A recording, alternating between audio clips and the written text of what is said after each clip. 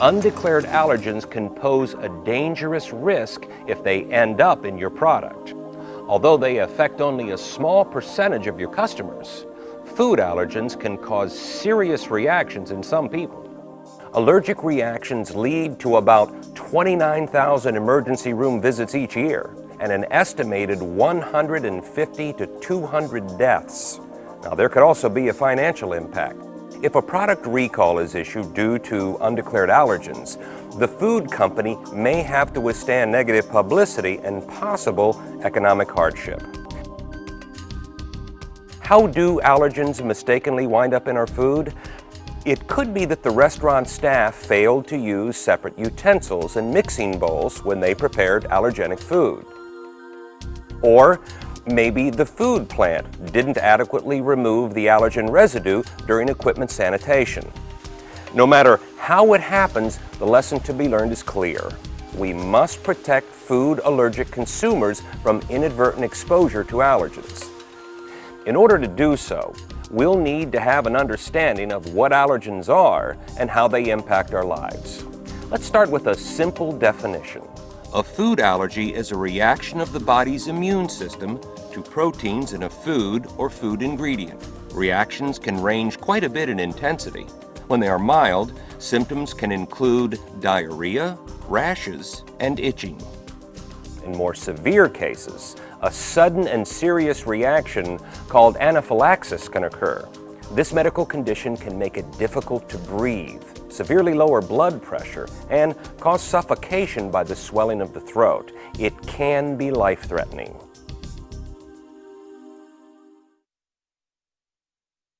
Discussion questions. Do you know anyone who has a food allergy? Which foods do they have to avoid? What special adjustments do they have to make to their lives because of the allergies?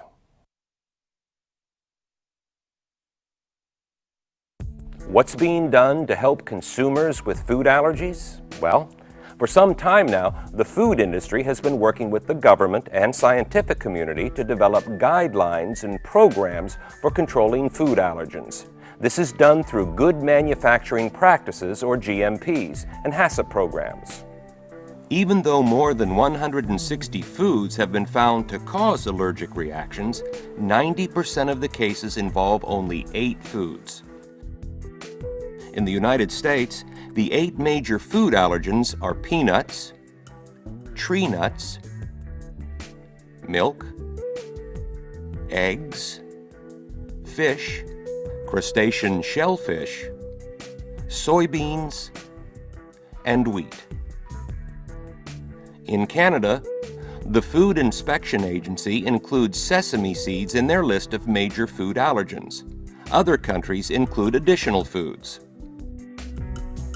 Since there really isn't any cure for food allergies, the only solution is strict avoidance. Allergic consumers must always check the ingredient listing on food labels before eating. Unfortunately, it's not as simple as it sounds.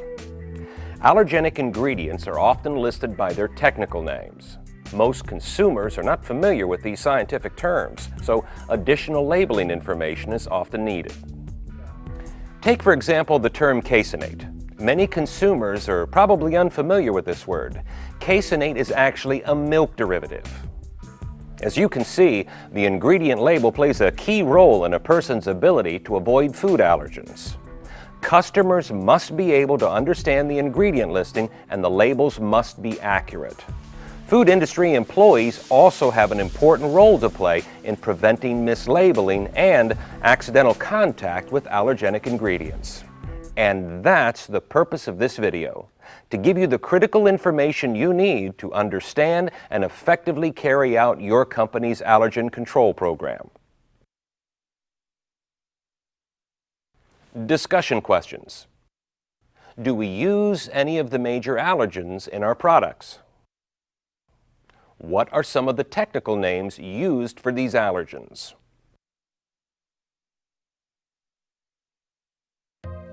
As we begin our discussion, there's an important term we need to define. It's cross-contact. This is the accidental presence of allergens in a non-allergen containing food through equipment or employee actions. To prevent this from occurring, companies establish control measures to prevent exposure to allergens. Cross-contact could occur when ingredients are received and stored, formulated, processed, and packaged. Let's begin at the receiving dock.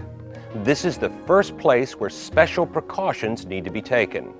After verifying the accuracy of the shipment you're receiving, look for any product spills or open and damaged containers or packages. Once the shipment has been inspected, store the allergenic ingredients in the spaces designated by your company. There are several ways of doing this. Some companies have separate rooms designated for allergen storage. Others provide an adequate distance between storage containers, with the allergens being placed below the non-allergens. This helps prevent accidental spillage from occurring onto the non-allergen contained ingredients. If the allergens need to be transferred into storage containers at a later time, it should be done with containers that are clearly labeled and designated for allergen use. By being observant, you can help prevent mistakes by keeping even trace amounts of allergenic ingredients out of the wrong containers. Discussion questions. What special precautions do we take when we receive allergenic ingredients? Where do we store allergenic ingredients? How are allergenic ingredients marked in our storage area?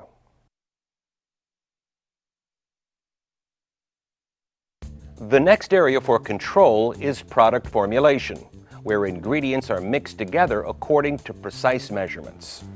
If this is your area of responsibility, be careful to add only the specified ingredients during weighing and batching. As ingredients are measured and mixed together, one approach is to use dedicated tools for certain allergens. Your company may use a color coding system to help keep things separate.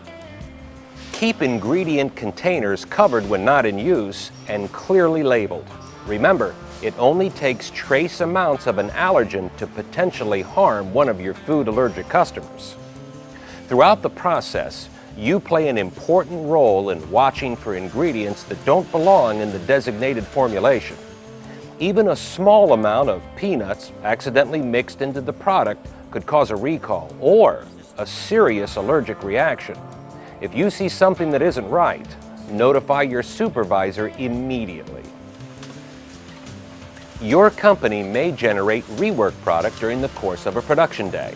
If the rework contains allergenic ingredients, then special precaution should be taken. All allergen rework containers must be clearly labeled and separated to prevent accidental use in non-allergen products.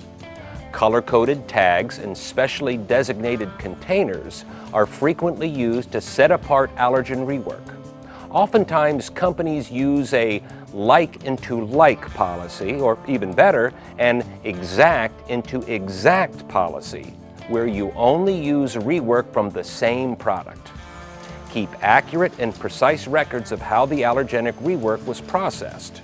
Information such as the quantity, the date it was made, and where it was stored is required for tracking purposes. Production scheduling is another way to reduce the risk of cross-contact. In many cases, plant management will schedule products without allergenic ingredients first, and then follow that with production runs of allergen-containing products. It is also useful to schedule products that use the same type of allergen ingredients together, such as peanuts. As mentioned earlier, customers with food allergies rely on product labels for an accurate listing of ingredients. Unfortunately, the presence of undeclared allergens in products has resulted in recalls. There are several ways to prevent packaging and labeling mistakes. If you are responsible for retrieving packaging materials from storage, beware of mixed bundles of labels. Then, as packaging materials are loaded, always check for accuracy before production starts. This is especially important for product changeovers. If you work in the packaging department, make sure the product you put in the package matches the label. Obsolete packaging materials with out-of-date ingredient lists have been the cause of product recalls. Follow your company's rules for destroying or throwing away old packaging. Discussion questions. What control measures do we have in place for allergen rework? What kind of paperwork is filled out? What steps do we take to prevent packaging mistakes? So far, we've shown how you can help control allergens during receiving, storage, formulation, processing, and packaging. Equipment cleaning is an essential allergen control point. All visible and non-visible residue should be removed from product contact surfaces. Areas above exposed product zone should also be thoroughly cleaned. The type of product you're making will determine the proper cleaning method that should be used. For example, water and oil-based products require different types of treatment. Cleaning might include a dismantling of equipment parts and a thorough inspection for residue. Because water use is often not allowed in dry plants, equipment cleaning in these situations requires a different approach. It involves the use of brushes, scrapers, vacuum systems, and other means to remove allergen residue. Compressed air hoses should be avoided because they can spread the allergens throughout the plant instead of containing them. Discussion questions. Why is cleaning so important for allergen control? Where are the hard-to-clean places in our plant? How do we verify or confirm that we have effectively cleaned?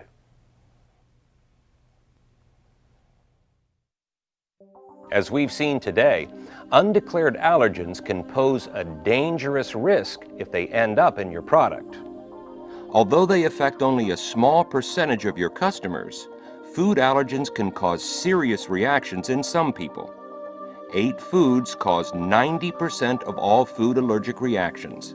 They are peanuts, tree nuts, milk, eggs, crustacean shellfish, fish, soybeans, and wheat. The only cure for allergies is avoidance. Consumers need to stay away from the foods that they are allergic to. No matter where you work in the plant, you play a key role in protecting the food allergic customer. Your company's allergen control plan will only be successful when you do your part.